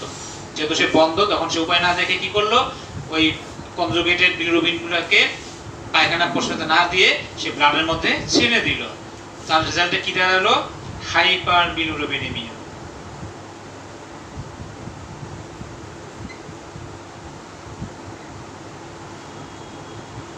কি কারণে? ডিউ টু কোনটা বেড়ে যাবে এক্ষেত্রে? Conjugated bilirubin. কারণ লিভার তো এক্ষেত্রে কনজুগেট করে ছেড়েই দিয়েছে। তাহলে এই অবস্ট্রাকশনের কারণে যে জন্ডিসটা হবে, যে বিলিরুবিনটা বেড়ে যাবে, সেটা হবে কি? Conjugated bilirubin. তাহলে আমরা পেলাম কি, যে প্রি হেপাটিক যেটা হেমোলাইটিক অ্যানিমিয়ার কারণে হয়েছে, সেটা ছিল আনকনজুগেটেড বিলিরুবিন বেড়ে যাবে। যখন আমরা হেপাটোসেলুলার মানে লিভারের মধ্যে আসবো, তখন দেখলাম কি দুই ধরনের বিলিরুবিনটাই বেড়ে যায়, কনজুগেটেডও বেড়ে যাচ্ছে, আনকনজুগেটেডও বেড়ে যাচ্ছে। আর যখন অবস্ট্রাকটিভের মধ্যে আসবে, তখন তো লিভার কি কনজুগেট করে ছেড়ে দিচ্ছে, তার স্বাভাবিক কাজটা লিভার করে দিচ্ছে, কিন্তু রাস্তাটা বন্ধ হয়ে যাওয়ার কারণে কি করলো, সে উপায় না পেয়ে তখন সে বিলিরুবিনটাকে ব্লাডে ছেড়ে দিল। তার মানে ব্লাডের মধ্যে হাইপার বিলিরুবিন পাবো। কেন? ওখানে সব কনজুগেটেড বিলিরুবিন থাকবে। এই ক্ষেত্রে লিভার সেল মানে হেপাটিক সেল কোনো ইনজুর্ড হয় না। তার মানে লিভার ফাংশন টেস্টে যে টেস্টগুলি আমরা করব, সবগুলি সাধারণত নরমাল থাকবে। তাহলে বাড়বে কোনটা? অবস্ট্রাকটিভ যে জায়গাগুলো আছে, এই কারণে সাধারণত অ্যালকালাইন ফসফেট বলে একটা উপাদান আছে, এই উপাদানটা বেড়ে যায়। এবং এই উপাদানটা দেখেই তখন যদি বেড়ে যায়, তখনই আমরা বুঝতে পারি এটা কি অবস্ট্রাকটিভ জন্ডিসের কারণে হয়েছে। আমরা বিভিন্ন যখন টেস্টগুলো আলোচনা করব, কোনটা কোন টেস্ট কেন দেব, তখন এই জিনিসটা আরেকটু ক্লিয়ার হবে। এই হচ্ছে আমাদের মূলত তিন ধরনের জন্ডিস, প্রকারভেদ এবং কারণ। এটা হচ্ছে কারণ ভিত্তিক প্রকারভেদ। এটা পড়লে মোটামুটি পুরো জন্ডিসটা ক্লিয়ার হয়ে যাবে, যে কেন হলো, কোন কারণে হলো। ঠিক আছে? এবার একজন লোক যখন আসবে জন্ডিস নিয়ে আমাদের কাছে, তখন সাধারণত কি কি সিমটম নিয়ে আসবে? কমন সিমটম, একদম সাধারণ সিমটম নিয়ে আসবে। আমরা কমন সিমটমটাকে দেখি, তারপরে আমরা ইনভেস্টিগেশনে চলে যাব।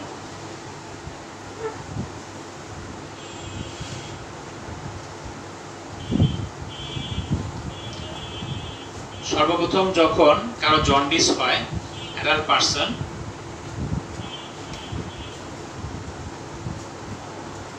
তখন সে কিছু কমন সিমটম দিবে আমাদেরকে।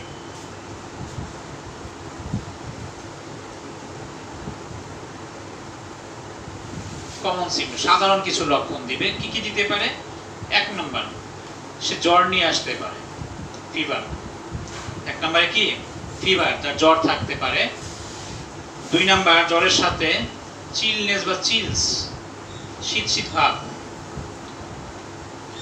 3 নম্বরে তার যেহেতু এখানে লিভারের গন্ডগোল হচ্ছে, তার অ্যাবডোমিনাল পেইন থাকবে।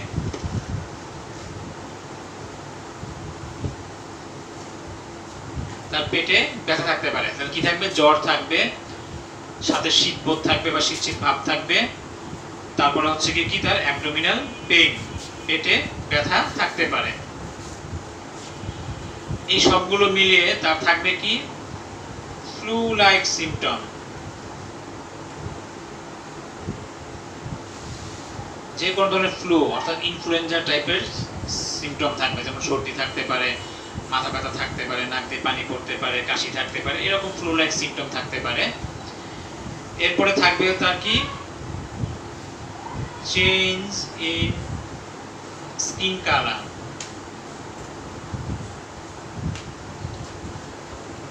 স্কিনের যে কালারটা সেটা কি হবে? চেঞ্জ হবে। তার মানে যে হলুদ হয়ে যাবে, শুধু স্কিন না, সাথে তার কি মিউকাস মেমব্রেন, স্ক্লেরা, এগুলা চেঞ্জ হবে। তবে যেটা প্রথমেই হবে, কোন জায়গাটা? স্কিন কালারটা চেঞ্জ হয়ে যাবে। তখন তার কি থাকবে? লস অফ অ্যাপিটাইট, ক্ষুধাহীনতা থাকবে বা ক্ষুধামন্দতা থাকবে। লস অফ অ্যাপিটাইট, খাওয়ার রুচি থাকবে না, বলবে যে আমার খেতে ইচ্ছা করে না। সাথে কি থাকবে? নওশিয়া থাকবে।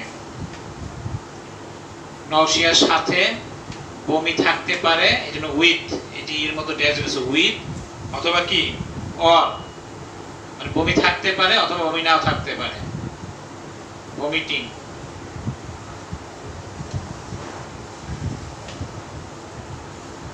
নৌশিয়া উইথ অর ভমিটিং মানে কি নৌশিয়ার সাথে বমি থাকতে পারে নাও থাকতে পারে, বমি বমি ভাব অথবা বমি অথবা দুইটা একত্রে থাকতে পারে। সাথে কি থাকবে তার ডার্ক কালার, খুব ঘন টাইপের, ডার্ক কালার অফ ইউরিন, প্রস্রাবটা কি ঘন হয়ে যাবে, খুব হলুদ টাইপের হবে। সাথে অ্যান্ড অথবা অর ক্লে কালার, ক্লে কর্দমাক্ত মাটির মতো কাদা কাদা, ক্লে কালার স্টুল,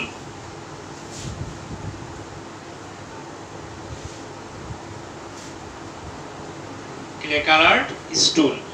এই ধরনের কিছু কমন সিম্পটম থাকবে, আমি বলে দিচ্ছি আবার কি থাকতে পারে। প্রথমে জন্ডিসের কমন সিম্পটম, 1 নম্বরে থাকতে পারে ফিভার জ্বর, 2 নম্বরে চিলস শীতবোধ বা শীত ভাব, অ্যাবডোমিনাল পেইন থাকতে পারে পেটে ব্যথা, ফ্লু লাইক সিম্পটমস অর্থাৎ ফ্লুর মতো সর্দির মতো কিছু উপসর্গ থাকতে পারে, তার স্কিন কালারটা চেঞ্জ হয়ে যাবে, লস অফ অ্যাপিটাইট তার ক্ষুধাহীনতা থাকবে, নৌশিয়া উইথ অর ভমিটিং মানে কি নৌশিয়ার সাথে বমি বমি ভাবের সাথে কি থাকতে পারে, বমি হতে পারে অথবা বমি নাও হতে পারে।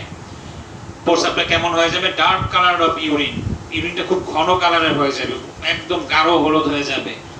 সাথে ক্লে কালার স্টুল, স্টুলের কালারটা কাদার মতো মাটির মতো হয়ে যাবে, ক্লে কালার। এগুলো হচ্ছে সব জন্ডিসের কমন সিম্পটম। এবার আসি আমরা জন্ডিসের কিছু টেস্ট দেব, আমরা কেন কোন টেস্টগুলি দেব বা কি কারণে দেব সেটা আমরা জানবো।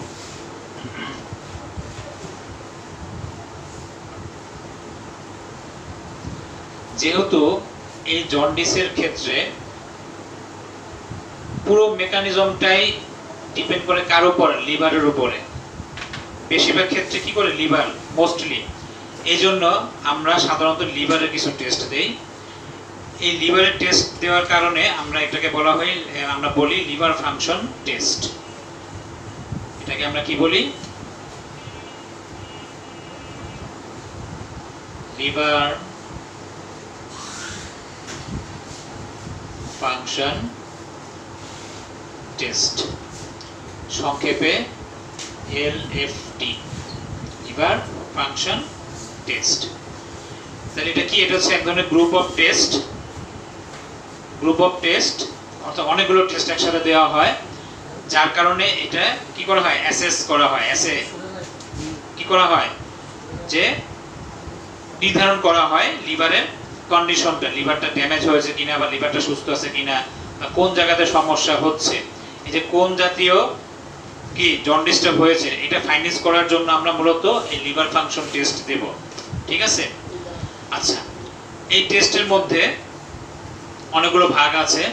প্রথম ভাগটা হচ্ছে গিয়ে যে এটা হচ্ছে ডিপেন্ড করবে লিভারের কাজের উপরে। একটা লিভার কিন্তু অনেকগুলো কাজ করে, যেমন এক্সক্রিয়েটরি ফাংশন অর্থাৎ মল নিঃসারক হিসেবে যে বজ্রপদার্থ নিঃসারণ করবে এটাকে বলে এক্সক্রিয়েটরি ফাংশন। এরপর হচ্ছে গিয়ে সিনথেটিক ফাংশন অর্থাৎ সংশ্লেষ করবে, আমরা যে খাবারটা খাই খাবারটা সংশ্লেষ করার উপযোগী করার জন্য যে কাজটা সেটা লিভার করে। এরপর লিভার কিছু এনজাইম তৈরি করে, এজন্য এনজাইম কনসেন্ট্রেশনের কিছু কাজ করে। তারপরে হচ্ছে গিয়ে কিছু এভিডেন্স অফ যে কোলিস্টাসিস যেটা আমরা দেখলাম অবস্ট্রাকটিভ জন্ডিসের, যেটা এই জন্ডিসের পথেও সে কি করে মানে স্বাভাবিক আছে কিনা অথবা তার কোনো সমস্যা হয়ে রাস্তাটা বন্ধ হয়ে গেছে কিনা এই জাতীয় ফাংশনটা কিন্তু সে নিয়ন্ত্রণ করে। এরপরে হচ্ছে গিয়ে তার কিছু অটো ইমিউনোলজি সিস্টেম আছে আমাদের বডির, এই অটো ইমিউনোলজিটাও লিভারের উপর সরাসরি কি করে ডিপেন্ড করে। তারপর কিছু ভাইরাস আছে, যে দেখলাম আমরা যে আলাপ করলাম ভাইরাল হেপাটাইটিস, এই ভাইরাসগুলো দেখা যায় কি তার বাসস্থান উপযোগী জায়গা হচ্ছে কোথায়, লিভার। তো লিভারটাকে যখন সে অ্যাটাক করে তখন তার মধ্যে কিছু ঝামেলা হয়, কিছু ডিসঅর্ডার দেখা দেয়। এই জন্য ভাইরাল যে মার্কারগুলো আছে এই যে লিভারের উপরে, এগুলো আমাদের পরীক্ষা নিরীক্ষা করতে হবে। এরপরে হচ্ছে গিয়ে কিছু টিউমার বা কিছু ক্যান্সার মার্কার পরীক্ষা আছে, যেটা আমরা দেখলাম যে সিরোসিস অফ লিভার, নির্ধারণ করার জন্য এই থেকে কিছু টেস্ট আমাদের আছে। তারপর কিছু মেটাবলিক ফাংশন আছে লিভারের, খাবারটা যে হজম করবে, মেটাবলিজম করবে। এই মেটাবলিজম করতে গেলে তখন কি কি টেস্ট আসবে বা কোন কোন টেস্টের উপরে কতটুকু চেঞ্জ হবে সেটা আমরা এখানে দেখব। নরমালি এই লিভার ফাংশন টেস্ট বলতে আমাদের ডায়াগনোসিস যে সেন্টারগুলো আছে বা হাসপাতালগুলো আছে, তারা সাধারণত ব্লাডে 4টা বা 5টা টেস্ট তারা বুঝে। তবে সবচেয়ে ভালো হচ্ছে গিয়ে আপনি কোন টেস্টটা দিতে চাচ্ছেন সেটা আপনাকে উল্লেখ করে দিলে সবচেয়ে ভালো হয়, তাহলে কনফিউশন থাকে না যে আমি কোনটা করব না কোনটা করব না। এলএফটি বলতে কিন্তু এখানে অনেকগুলো টেস্ট, প্যাথোলজিতে যতগুলো আছে সবগুলোকে বোঝায়, কিন্তু ডায়াগনোসিসরা তারা নিজেরা কি করেছে, নিজেরা 4টা 5টা টেস্ট নির্ধারণ করে দিয়েছে। আমি আগে সেগুলো বলে দিচ্ছি যে এলএফটি বলতে কোন কোন টেস্টগুলোকে বোঝায়। সাধারণত এলএফটির মধ্যে আসে এসজিপিটি বা এটা আরেকটা নাম আছে এএলটি। এটা হচ্ছে গিয়ে এক্সক্রিটের যে ফাংশন, যেটা হচ্ছে যে এনজাইমগুলো হচ্ছে লিভারটাকে কাজ করার জন্য অথবা আমাদের বডির অন্যান্য কোনো খাদ্য উপাদান হোক বা অন্য কাজ করার জন্য এরা কি করে, সহায়ক হিসেবে কাজ করবে। কিন্তু কাজ শেষে এদের নিজেদের কোনো কি থাকবে না, কোনো পরিবর্তন হবে না। এই জাতীয় উপাদানগুলোকে বলা হয় এনজাইম। এই এনজাইমের মধ্যে প্রথমে হচ্ছে গিয়ে এসজিপিটি এএলটি এটা আসে। 2 নম্বরে আসে হচ্ছে গিয়ে এসজিওটি বা এএসটি। এসজিপিটি বা এএলটি, এসজিওটি বা এএসটি এর পুরো নাম আছে, পুরো নামগুলো অনেক বড়, তারপরে আমি একটু বলে দিচ্ছি। এএলটি মানে হচ্ছে অ্যালানাইন অ্যামাইনো ট্রান্সফারেজ। যেহেতু এটা এনজাইমের সাফিক্স অর্থাৎ সংকেত হচ্ছে কি এস, যেখানে এস থাকবে সেখানে হবে কি এটা এনজাইম। যেহেতু এটা হচ্ছে কি এএলটি অ্যালানাইন অ্যামাইনো ট্রান্সফারেজ, তার মানে এটা একটা এনজাইম। এটার আরেকটা নাম হচ্ছে কি এসজিপিটি। এটা হচ্ছে কি serum glutamine pyruvic transaminase. Serum glutamine বা glutamic pyruvic transaminase SGPT. SGOT হচ্ছে গিয়ে সেম সিরাম গ্লুটামিক, এখানে হবে oxaloacetic transaminase, serum glutamic oxaloacetic transaminase, সংক্ষেপে এসজিওটি। আর এসটি হবে এটা ছিল অ্যালানাইন অ্যামাইনো ট্রান্সফারেজ, এটা হবে অ্যাসপারেট অ্যামাইনো ট্রান্সফারেজ। অ্যাসপারেট এটা হচ্ছে অ্যালানাইন, এটা হচ্ছে অ্যাসপারেট এএসটি। পুরো নাম মনে না থাকলে কোনো কিছু দরকার নাই, এটা জাস্ট এসজিপিটি এসজিওটি অথবা এএলটি এএসটি এতটুকু মনে রাখলে চলবে। লেভেলাররা এভাবেই দিয়ে দেয়, রিপোর্টের মধ্যে এভাবেই থাকে, পুরো নামটা আসে না। কাজে এটা নিয়ে টেনশন করার ভয় পাওয়ার কিচ্ছু নাই। এই 2টা টেস্ট হচ্ছে বেশি প্রচলিত। এরপরে যেটা আসে 3 নম্বরে সেটা আছে এএলপি অথবা এএলকে ফসফেট, অ্যালকালাইন ফসফেট, সংক্ষেপে হচ্ছে এএলপি অথবা এএলকে ফসফেটও বলে, অ্যালকালাইন ফসফেট। এটা দেয় এসজিপিটি এসজিওটি অ্যালকালাইন ফসফেট 3টা। সাথে যেটা হচ্ছে জন্ডিসের জন্য কমন পরীক্ষা সিরাম বিলিরুবিন, যেটা এতক্ষণ আমরা আলোচনা করলাম। জন্ডিসের যে উৎপত্তি হয় বিলিরুবিন থেকে, এই যে বিলিরুবিন, সিরাম বিলিরুবিন, এর মাত্রাটা কত সেটা আমরা দেখি। এই 4টা হচ্ছে গিয়ে আমাদের এলএফটি বা লিভার ফাংশন টেস্টের মধ্যে চলে আসে। কিন্তু এখন আমরা দেখব আসলে শুধু এই 4টা দিলেই যথেষ্ট পরিমাণে না। এটা হচ্ছে একদম প্রাথমিক যে হ্যাঁ আমি একটা ধারণা করতে পারি, কিন্তু যদি এক্স্যাক্টলি জন্ডিসটা কেন হলো বা কোন জায়গা থেকে হলো, কি কারণে হলো, এটা যদি ফাইন্ডিংস করতে হয় তাহলে দেখবেন একটার সাথে আরেকটা অনেক রিলেশন থাকবে, এটার পর এটা, এটার পর এটার পর চলে আসবে।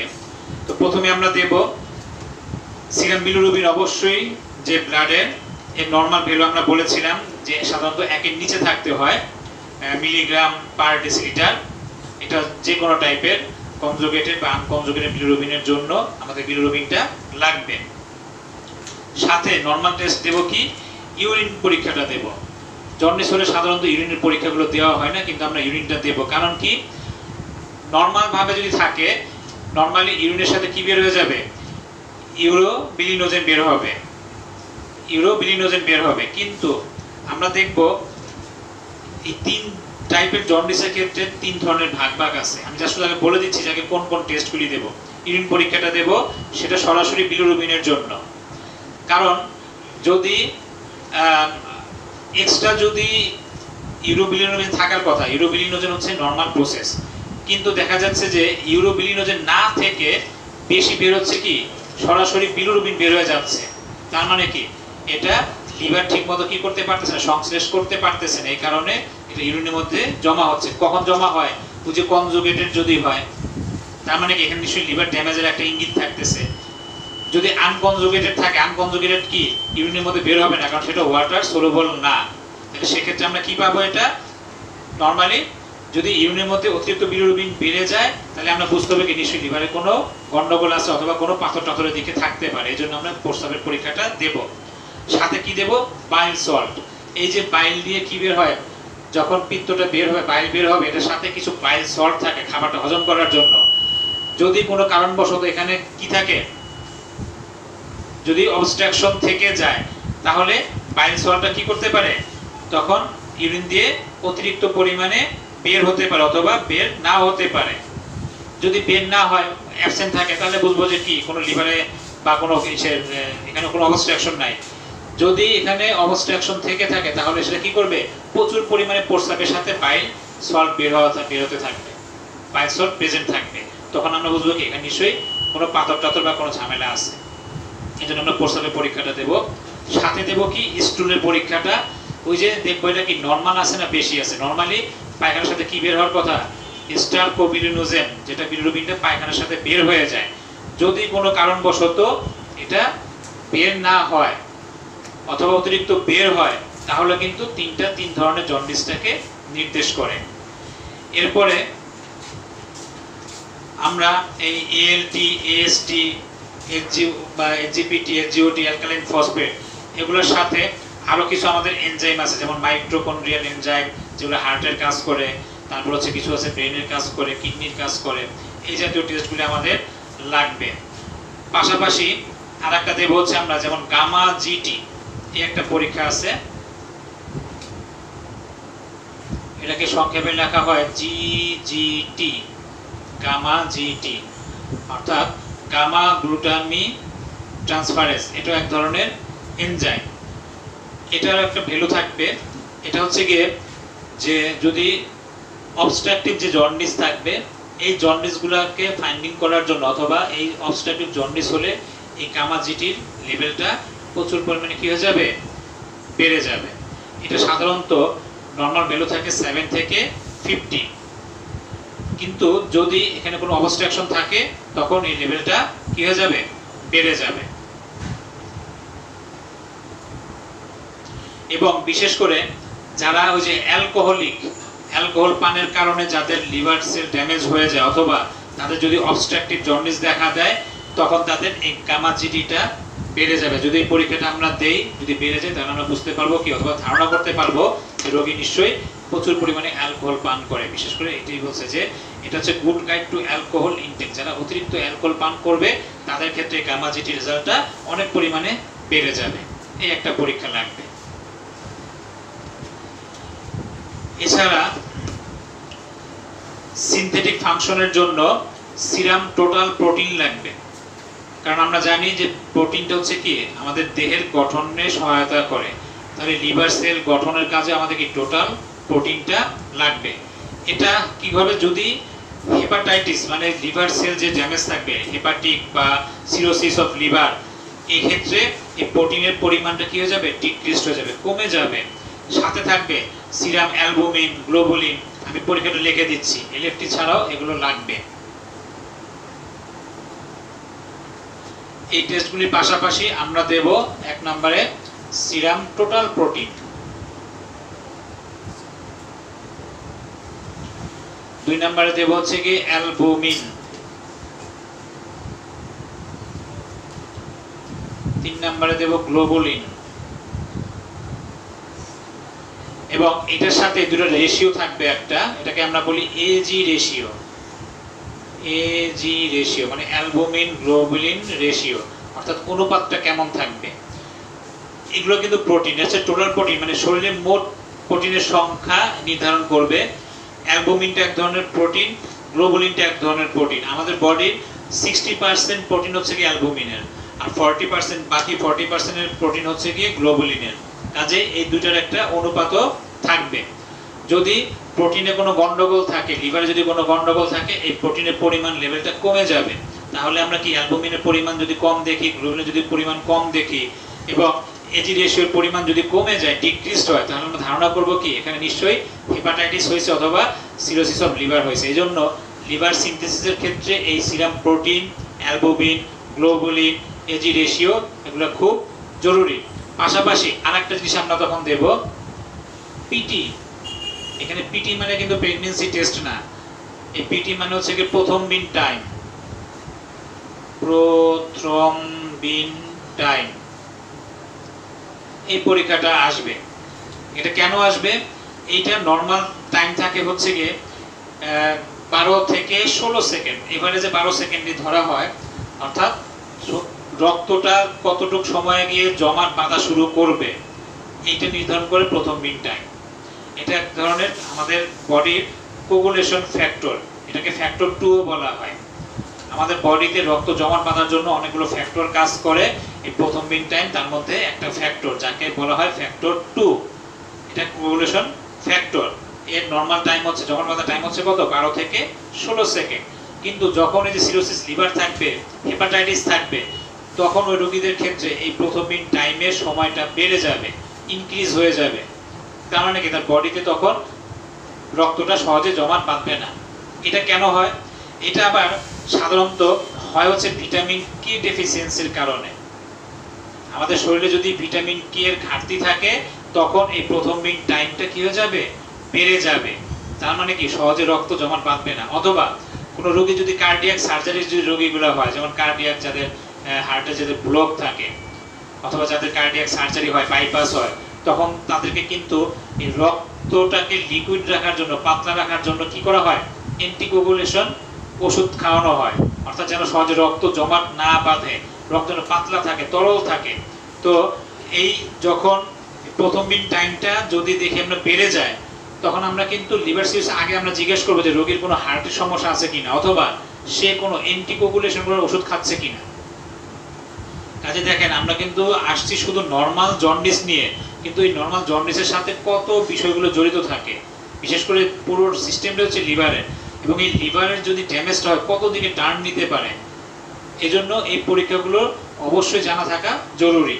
আপনি দেন বা না দেন, রোগীর রিপোর্ট নিয়ে আসবে, অথবা রোগীর রিপোর্টের ভিত্তিতে তার অন্য কোনো সমস্যা আছে কিনা সেটা কিন্তু আমরা ফাইন্ডিংস করতে পারবো। এরপরে হেপাটাইটিসের জন্য ভাইরাল মার্কার পরীক্ষা দেব। এই মার্কারটা হচ্ছে কি?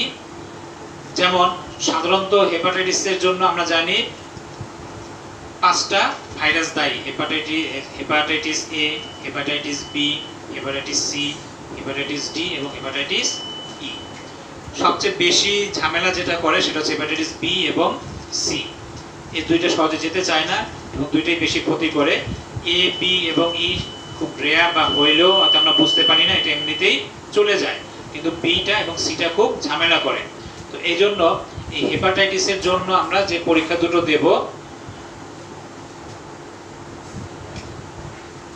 ভাইরাল মার্কার হিসেবে 1 নাম্বার দেব এইচ বি এস, নিচে ছোট হাতের বড় হাতের এ, ছোট হাতের জি, এইচ বি এস এ জি। এটা হচ্ছে বি ভাইরাসের জন্য, হেপাটাইটিস বি ভাইরাস। আর হেপাটাইটিস সি ভাইরাসের জন্য আমরা যে পরীক্ষাটা দেব শিওর হওয়ার জন্য, সেটাকে আমরা দেব এনটি এইচসিভি। এটা হচ্ছে সি ভাইরাস।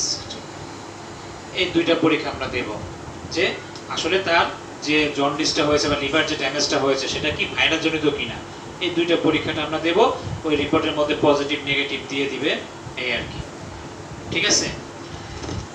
এরপরে আরো যেমন অটো ইমিউনো সিস্টেমের কিছু রোগ আছে, যেমন অ্যান্টি মাইটোকন্ড্রিয়াল অ্যান্টিবডি, তারপরে অ্যান্টি স্মুথ মাসেল অ্যান্টিবডি। এগুলো সাধারণত রেয়ার দেওয়া হয় না, যেটা বেশি দেওয়া হয় সেটা হচ্ছে অটো ইমিউনের ক্ষেত্রে এএনএ পরীক্ষা, অ্যান্টি নিউক্লিয়ার অ্যান্টিবডি। এটা শরীরে অটো ইমিউনো সিস্টেম দায়ী কিনা এই লিভার ড্যামেজ করার জন্য অথবা এই যে জন্ডিস হওয়ার জন্য, হেপাটাইটিস হওয়ার জন্য, তখন আমরা এই এএনএ পরীক্ষাটা আমরা দেই।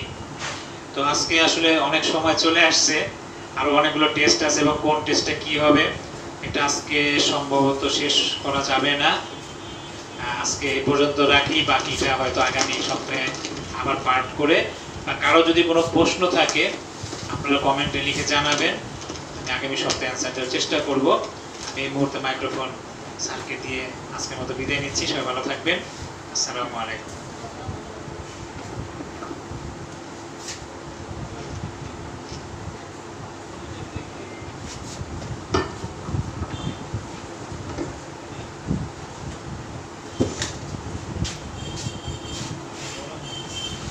অডিয়েন্স,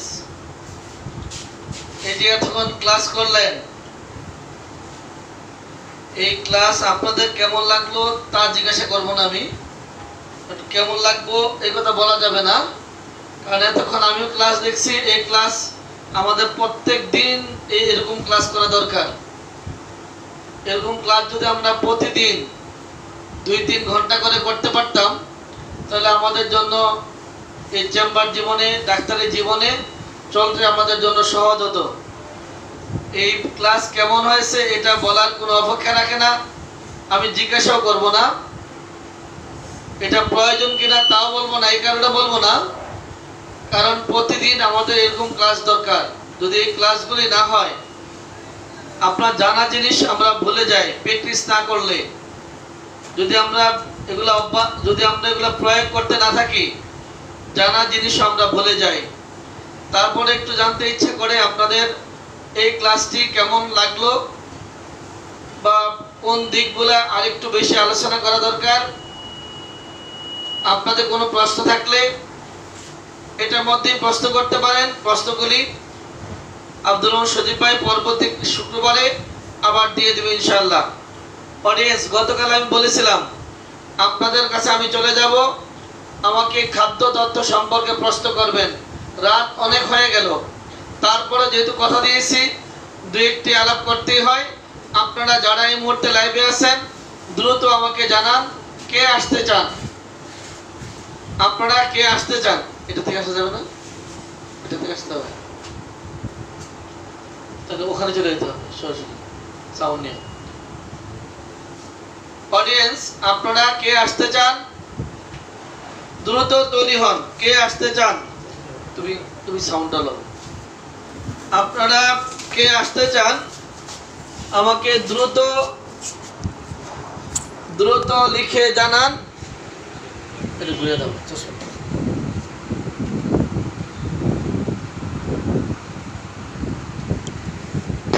আপনারা কে আসতে চান দ্রুত লিখে জানান। কে আসতে চান আমাকে প্রশ্ন করতে?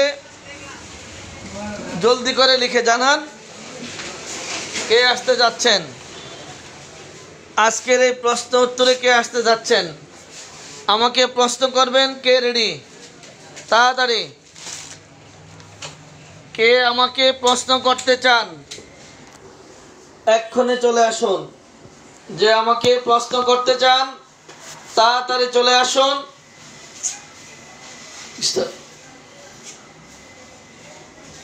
তাড়াতাড়ি আসেন। আতিক, কে আমাকে প্রশ্ন করতে চান তাড়াতাড়ি আসুন। খাদ্য সম্পর্কে কে প্রশ্ন করবেন? কে আছেন আমাকে প্রশ্ন করার মতো? দ্রুত লিখুন।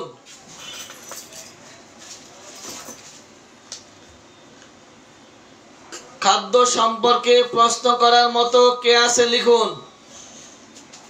খাদ্য, কেহ নাই? খাদ্য সম্পর্কে প্রশ্ন করার মতো কে আছেন লিখুন।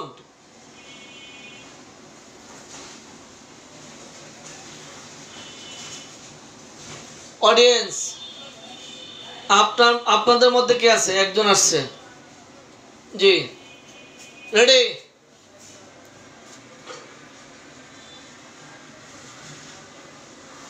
আমি ফোন দিলে তো কাটে দেব। কে আছেন? রেডি হন।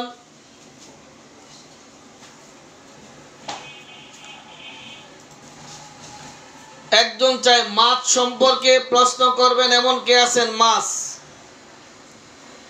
আমাকে মাছ সম্পর্কে প্রশ্ন করবেন, দেব।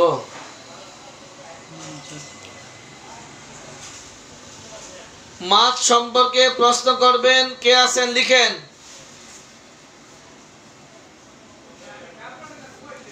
শিক্ষক প্রশ্ন করে, ছাত্র জিজ্ঞাসা করে। আচ্ছা, তাহলে কে কে জিজ্ঞাসা করবেন? আসেন, কে আছেন তাড়াতাড়ি জানান।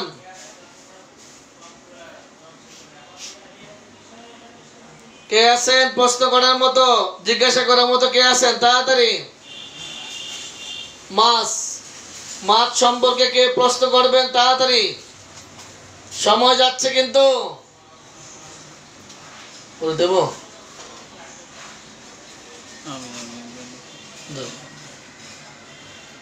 নাম কি? জিয়াদুল ইসলাম। হ্যাঁ, ডাক্তার জিহাদুল ইসলাম চলে আসছে। মাছ সম্পর্কে প্রশ্ন করবেন তাড়াতাড়ি, 1-2 জন দিয়ে পার হয়ে যাব। কালকে আমরা এই কাজটি কালকে করবো ইনশাআল্লাহ। হয়ে গেছে, আর কেউ নাই। আজকে আর সময় দেওয়া যাচ্ছে না। সবাই ভালো থাকেন। ইনশাআল্লাহ আগামী দিন আবার রাত 6-9টায় এই খাদ্য সম্পর্কে সবাই প্রিপারেশন নিয়ে রাখবেন। আর যারা মায়োজন সম্পর্কে প্রশ্ন পাচ্ছেন, এখন ধারাবাহিক ভাবে মায়োজন সম্পর্কে লেখা পাবেন। আশা করি প্রতিদিনই অল্প অল্প করে মায়োজন সম্পর্কে প্রশ্ন পাবেন। কারণ আসছে 23 তারিখ, 23 থেকে 6 তারিখ পর্যন্ত 15 দিনের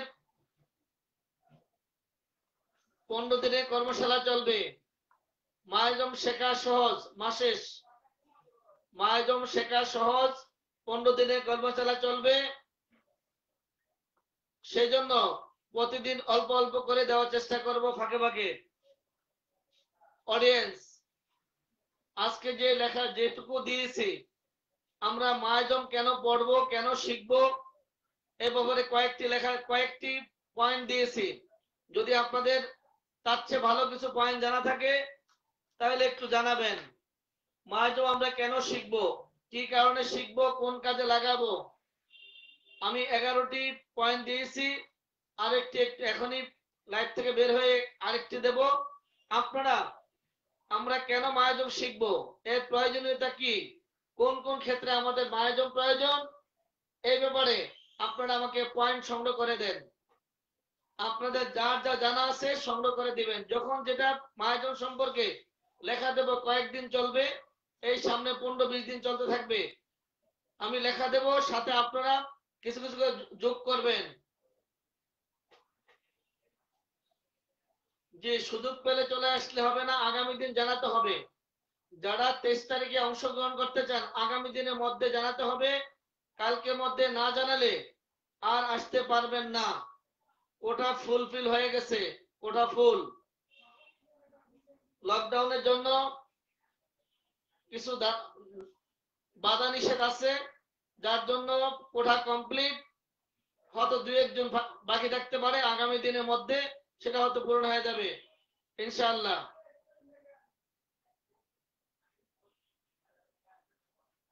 রোগীর কোন অবস্থায় মায়োজম নিয়ে ভাববো, কখন আপনার মায়োজম প্রয়োজন, মায়োজম কখন প্রয়োজন, এই ব্যাপারে আমি 11টি পয়েন্ট দিয়েছি।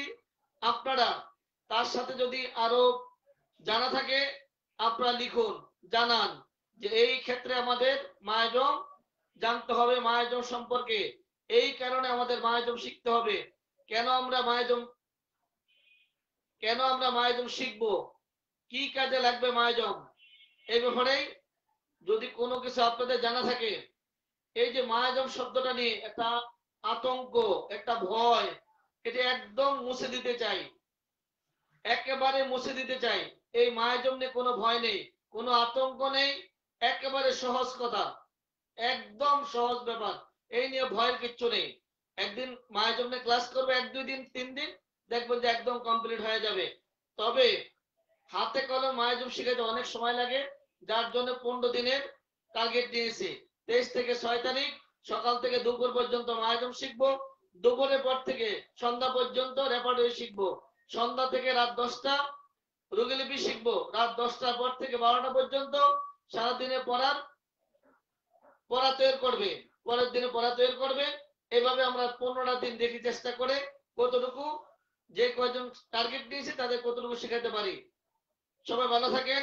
ইনশাল্লাহ আগামী দিন রাত আবার 9:30টায়, আগামী দিন রাত 9:30টায় আবার দেখা হবে। সেই পর্যন্ত সবাই ভালো থাকেন। আসসালামু আলাইকুম ওয়া রাহমাতুল্লাহি ওয়া বারাকাতুহু।